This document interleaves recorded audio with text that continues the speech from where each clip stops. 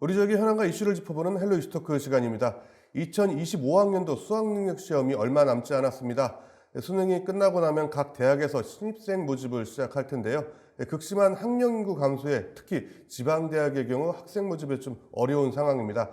그래서 이번 시간에는 상지대학교 신임 총장 모시고 지방 사립대학교의 현 주소 그리고 앞으로 나아가야 될 방향에 대해 이야기 나눠보도록 하겠습니다. 먼저 오픈 스튜디오에 성경용 상지대학교 신임 총장 나오셨습니다. 네, 안녕하십니까? 네, 반갑습니다. 예, 지난 9월이죠. 상지대학교 그렇습니다. 제9대 총장으로 이제 취임을 하셨는데 네. 카메라 보시고 시청자 여러분들께 인사 말씀 부탁드리겠습니다. 네, 여러분 반갑습니다. 성경립 총장입니다. 저는 9월 초에 상지대학 총장으로 취임을 했고요. 이제 뭐 한 2달 돼 갑니다. 제가 참여정부 시기에 초대 국가균형발전위원장으로 일을 한 경험이 있습니다. 그때 원주와 관련해서는 혁신도시 사업과 기업도시 사업을 했던 그런 기억이 있습니다.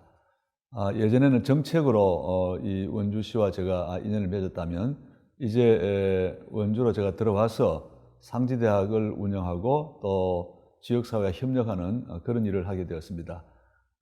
제 마음으로는 다시 고향에 돌아왔다 그런 느낌이 듭니다. 앞으로 열심히 하겠습니다. 예, 다시 고향에 돌아왔다 이런 마음이 드신다는데 네. 방금 말씀하셨던 것처럼 제1대 국가균형발전위원회 위원장 그리고 대통령 비서실 정책실장도 하셨고요. 한국미래발전연구원장 이 굵직굵직한 자리를 좀 많이 중요한 자리를 역임하셨는데 그 다음 행보로 상지대학교를 선택하신 이유가 좀 있을까요? 제가 상지대학을 선택했다기보다는 네. 상지대학의 여러 구성원들이 저를 이제 초청하신 셈이죠. 대학 발전을 위해서 제가 그동안 했던 정부에서의 활동이나 또 학계와 연결된 여러 가지 활동한 것을 토대로 해서 상지대학을 좀 제대로 한번 살려봐라. 또 구성원들과 더 대화하고 협력하고 나아가서는 지역사회하고 이제 손을 잡고 협력해야만 대학을 살릴 수 있기 때문에 그런 일을 해보라는 그런 이제 요청이 있었고 또 제가 평생 이제 해왔던 일이 지방을 살리는 일, 지방의 혁신 노력을 기초로 해서 또 자립할 수 있고 또 지속적인 어떤 발전할 수 있는 지역 나름의 어떤 발전 전략을 수립하고 거기에 정부가 필요한 지원을 해서 지역이 이제 스스로 일어설 수 있어야 된다는 그런 우리가 일을 해왔는데 같은 이치로 지방 대학이 스스로의 자립 전략을 마련하고 또 지역사회에 협력하고 또 중앙정부와 협력해서 다른 지원에 의존하지만 않고 스스로의 노력과 혁신으로 자기 앞길을 개척해 나가는 그런 이제 자립적 발전 전략을 지금 추진해야 될 때가 안 됐는가. 아마도 제 그동안 했던 일과 그런 어떤 그 지방을 살린다는 그런 애정 이런 것들이 앞으로 상지대학을 이렇게 발전시키는데 좋은 좀 자산이 되지 않겠나 이렇게 보고 있습니다. 그렇군요.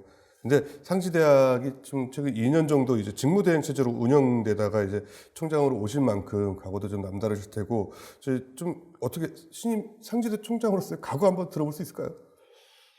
예, 여러분이 아시는 것처럼 상지대학은 그동안에 뭐 여러 가지 어려움을 겪었던 게 사실입니다. 특히 우리나라 전체로 볼 때 초저출생,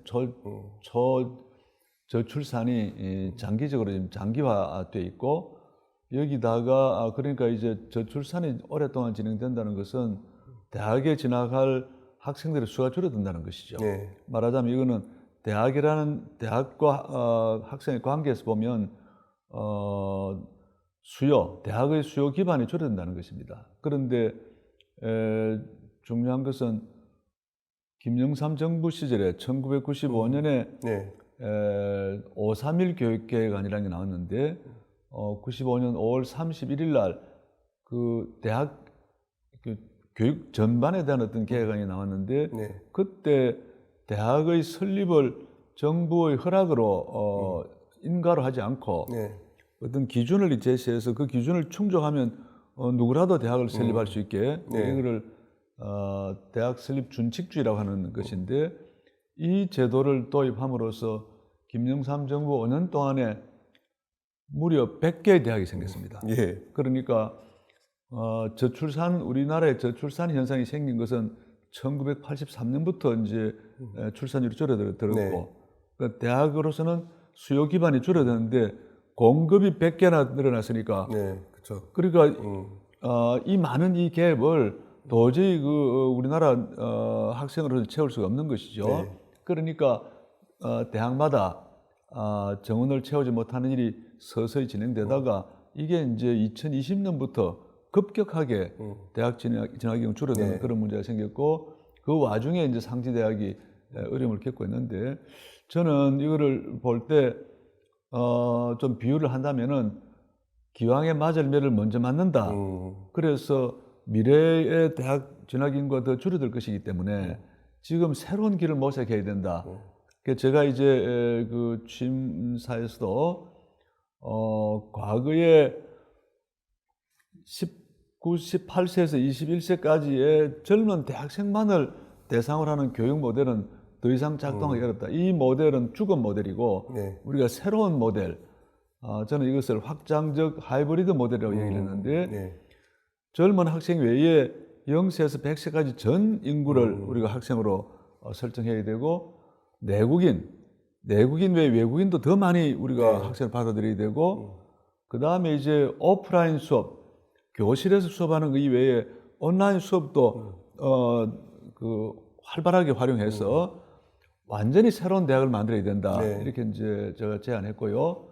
대학도 교육만 하는 곳이 아니고 교육 이외에 지방자치단체나 기업을 위해서 연구 개발을 하고 또 자문하고 컨설팅하고 지자체의 정책이나 기업의 어떤 사업을 평가해서 이 정책 수행과 사업 실행의 어떤 그 효율성을 더 높여주는 네. 이런 측면에서 다양한 어떤 과거에 제대로 하지 않았던 새로운 어떤 사업, 일종의 새로운 비즈니스 모델을 할 수 있겠죠. 네. 교육 외에 이런 새로운 어떤 비즈니스 모델을 개발해야만 앞으로 대학이 생존할 수 있고, 그런 의미에서 상지대학은 다른 대학이 여전히 젊은 학생들을 대상으로 교육에만 집중할 때 전혀 다른 미래를 준비할 수 있기 때문에 네. 저는 이것이 전화위복의 기회가 될 수 있다 이렇게 생각하고, 우리가 다른 대학보다 더 빨리 새로운 변신을 해서 앞으로는 100년, 1000년 가는 대학을 만들어야 되지 않겠나, 저는 그렇게 생각하고 있고요. 이런 것을 이제 우리 구성원들과 지금 대화를 하고 있고, 완전히 새로운 대학으로 변신하는 그런 노력을 앞으로 좀 적극적으로 해야 할 생각입니다. 예, 그렇군요. 완전히 새로운 대학으로 변신하겠다 말씀하셨는데, 제가 본격적인 질문 좀 들어가 볼게요. 네. 균형발전위원회에 계셨으니까 그 누구보다 지방소멸 이슈에 대해서 좀 민감하고 많이 알고 계실 텐데, 현재 지방소멸의 위기 얼마나 심각하다고 볼 수 있을까요? 정말 심각하죠. 우리가 지방 소멸 위험을 이제 여러 가지 지표로 이야기를 할 수 있는데, 한 가지 이제 일본에서 제안된 그 지표는 노인 인구 대비 가입 연령의 여성이 얼마나 되느냐. 네. 그래서 분모에 65세 이상 어느 도시나 어느 군 지역에 65세 이상 인구가 얼마나 되느냐를 분모해 놓고, 그 지역에 사는 20세에서 39세까지의 여성, 이제 앞으로 출산할 수 있는 분들이니까 이 이제 비율을 소멸 위험 지수라고 부르는데, 이것이 전국적으로 2000년에는 92개 지역이 소멸 위험 지역으로 그렇게 판정이 됐는데, 올해 2024년에는 이게 130개로 늘어났습니다. 엄청 늘어났네요. 그러니까 24년이 흐르는 동안에 한 40개 정도 늘어난 것이죠. 엄청나게 빠른 속도로 지금 소멸 위험 지역이 늘어나고 있고요. 강원도는 그 중에 가장 심각합니다.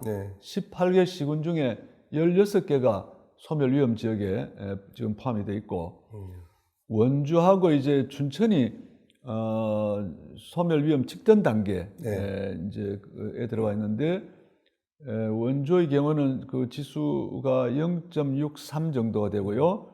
춘천은 0.56 정도가 됩니다. 춘천이 더 위험하죠. 그렇죠. 원주는 혁신 도시가 들어오고 기업 도시가 들어오면서 젊은 인구가 유입이 되고 해서 인구 구조를 조금 더 지탱할 수 있는 그런 구조가 이제 됐는데 그럼에도 불구하고 네. 원주도 안전하지 못하다. 그렇기 때문에 대학도 새로운 대학을 만들어야 되지만 이 도시도 네. 우리가 새로운 어떤 도시, 새로운 인구 구성, 새로운 산업 구조, 새로운 어떤 그 동력을 이렇게 갖추는 그런 도시로 이렇게 변하지 못하면 어떤 것도 10년, 20년, 30년 후에 안전하다고 볼 수 있는 것이 없기 때문에 네. 저는 대학과 좀 원주시가 좀 머리를 맞대고 네. 어떻게 이 소멸로 치닫는 이 위험 이 구조 속에서 구조를 어떻게 탈피할 것인가 하는 데 대해서 정말 많은 논의가 필요하다고 생각합니다. 그렇군요. 자, 지방 소멸 위기도 문제지만 이제 지방대학 소멸 위기도 좀 있거든요. 우리가 뭐 좀 이런 우려가 현실화되고 있다고도 하고 흔한 말로 벚꽃 피는 순서대로 지방대학이 사라지는 거 아니냐 이런 이야기도 있는데 그렇습니다. 여기 좀 어떻게 봐야 될까요? 지금 현재. 지금 말씀하신 대로 이제 네. 우리나라 대학은 벚꽃 피는 순서로 망한다 하는 이야기는 그거는 서울을 기점으로 할 때 네. 서울 북쪽에 있으니까요. 네. 서울에서 멀리 남쪽에 있는 곳이 네. 봄이 빨리 오니까 네. 지금 그 지역에 있는 대학부터 무너진다 그런 뜻이지 않겠습니까? 실제로 그 동안에 그 남쪽에 있는 여러 대학들, 특히 부산에 있는 부산 대학이 많은데 부산에 있는 대학, 전라남도에 있는 대학들이 그동안 많이 이제 이제 뭐라 할까요? 이제 문을 닫고 네. 이제 대학이 그렇죠. 사라진 그런 사례들이 많고 그 다음에 지금 현실적으로 대학 정원을 채우지 못하는 그런 압박도 다 그 남부 쪽에 네. 집중이 돼 있고 강원도 이제 동부 쪽, 그 다음에 이제 충청권 해서 지금 엄청난 압박이 지금 가해지고 있기 때문에 우리가 뭔가 새로운 대책을 마련하지 않는 한 이 어떤 그 위험에서 벗어나기가 네. 힘들지 않겠나 그렇게 보고 있습니다. 네, 그렇군요. 그럼 지금 현재 상황에서 지방의 국립대하고 사립대하고도 상황이 좀 많이 체감도가 좀 다를까요? 그렇습니다. 지금 국립대와 사립대의 그 등록금 비율이 네. 사립대의 국립대의 그 등록금 비율이 한 56%. 네. 그러니까 대학 재정 중에. 대학 재정에서 국립대 쪽이 이제 훨씬 더 등록이 싼 거죠. 네네네네. 그렇기 때문에 사립대학으로 진학하는 많은 학생들이 뭐 거리의 문제도 있고 또 등록금이 뭐 거의 한 2배 정도 비싸기 때문에 네, 맞아요. 학생 수가 많으면 몰라도 대학에 진학 학생이 줄어드는 상태에서 학생들이 어디에 가려냐 물으면 당연히 가까운 곳 국립대학 이렇게 되지 않겠습니까? 그렇죠. 예. 그러니까 먼 곳 사립대학 여기가 이제 지금 계속해서 이제 지원자가 줄어드는 문제가 이제 발생하고 있는데 위기가 이것도 계속되는 마찬가지로 예. 그 똑같은 위기라도 차별적으로 지금 작용을 하고 있다 이렇게 말씀드릴 수 있습니다. 그렇군요. 근데 학령 인구 감소야 좀 학교에서 어떻게 할 수 없는 상황이겠지만 지방대가 갖고 있는 한계점도 사실 있거든요. 이런 부분에 대한 고민도 좀 필요할 것 같아요. 상지대 같은 경우는 뭐 최근에 저희 뭐 다른 프로그램에서도 국제논문대회 수상자들 연달아 이제 그 상지대 학생들이었거든요. 네. 이런 좀 돌파구들이 좀 있어야 되지 않을까 싶은데 어떻게 보세요? 그렇습니다. 그러니까 서울에서 멀리 있고 또 학생 진학 인구가 줄어들고 심지어는 이제 그 지방대학에 재직하던 그 교수들이 또 이탈하고 네. 이런 여러 가지 그 제약 조건이 있습니다만은 지금 소개하신 대로 저희 상지대학의 우수한 그 학부 학생들이 네네. 학부 학생들이 교수님들의 지도를 받아서 세계적인 저널에 최우수 논문상을 받고 또 국내에서도 그런 사례가 지금 많이 나오기 때문에 네. 이것은 희망이죠. 가능성이죠. 우리가 지방에 있더라도 제대로 된 어떤 그 교육 시스템을 만들고 전공을 만들고 또 우리 교수님들이 정성을 다해서 이 제자들을 지도할 때 저는 그런 아주 놀라운 성적들을 얼마든지 낼 수 있다. 네. 이런 좋은 사례를 보여주고 있기 때문에 대학은 뭐 어떤 우리가 이야기를 하더라도 대학의 핵심은 이제 교육에 있기 때문에 네. 이 교육 기능을 잘 살려서 앞으로도 그런 더 좋은 좀 성적을 낼 수 있도록 그렇게 노력하고자 합니다. 그렇군요. 조금 이제 현실적으로 다가와야 될 텐데 2025학년도 신입생 유치 준비하고 계실 텐데 네, 네, 지금 그렇습니다. 상지대 분위기 어떠세요? 상지대학은 이제 우리가 지난 몇 년간 학생 충원에 어려움이 있는 걸 이제 경험했고, 거기에 대한 반성으로 우리 대학이 과거의 상지대학은 다르다. 네. 상지대학이 다른 대학으로 지금 바뀌고 있고, 이 대학이 우리 학생들에게 다른 대학보다 더 필요한 대학이고, 이 대학이 미래를 준비하는 대학이다라는 걸 좀 적극적으로 알리려고 하고 있습니다. 그래서 아까 이 과거 옛날에 그 젊은 학생들만 대상으로 하던 그런 내국인 지향의 이런 그 대학이 아니고 네. 우리가 문을 열고 개방적이고 확장적인 외국인까지를 포함하는 그런 이제 하이브리드 대학이 된다라는 큰 그 지금 비전을 우리가 지금 세우고 있고 네. 그 가운데 조금 이제 중장기적으로는 세계 한류 한상대학 같은 걸 지금 이제 만들려고 하고 있습니다. 전 세계의 한류 팬이 2억 2,500만 명이라고 지금 이걸 외교부가 그 조사를 한 바가 있고요. 그 다음에 이제 한상 기업이 8만 4천 개가 되는데 그거는 법인화되어 있는 게 8만 4천인데 여기에 외국인 종업원이 수백만 명이 된다 이렇게 지금 돼 있고 우리 이 한인 해외 한인 동포들이 한 708만 명이 지금 전 세계에 있습니다. 네. 이게 다 우리의 자산이죠. 우리가 그동안에 열심히 했고 특히 이제 문화 분야 또 이 무역 이런 영역에서 엄청난 노력한 결과가 지금 그것이기 때문에 한류를 좋아하는 분들, 한상기업에 종사하는 분들 우선 그 분들부터 장기적으로는 우리 한인 동포 자제들까지 다 우리 대학에 와서 공부하거나 네. 또 사이버 교육 방식으로 공부를 하거나 이렇게 해서 우리 이제 학생으로 받아들이는 노력을 해야 되고 초기에는 우리가 이 실험 사업을 하려고 합니다만은 어느 시기가 되면 외국의 그 한류 팬들, 네. 한상기업에 종사하는 그 종업원들, 우리 한인 동포 자녀들이 우리 상지대 학생들하고 함께 공부하는. 그래서 우리 전공에 그 학생들이 들어오기도 하고 예. 이 학생들이 수강하는 우리 학생이 들어가서 다양한 언어로, 다양한 문화를 체험하고 세계인으로서 어떤 준비를 하는 것이고 기회가 되면은 해외에 있는 그 젊은 학생들하고 우리 학생들이 동업 같이 이제 사업도 좀 할 수 있고 여러 가지 가능성을 저는 만들어낼 수 있다 이렇게 생각하고요.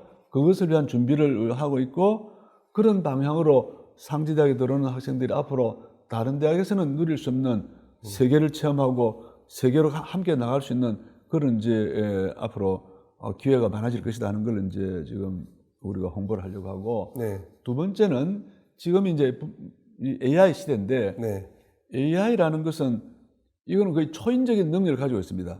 사람이 개발했지만 여러 이 지식과 데이터를 섭렵하고 하기 때문에 이거는 일종의 초인간적인 능력을 가지고 있죠.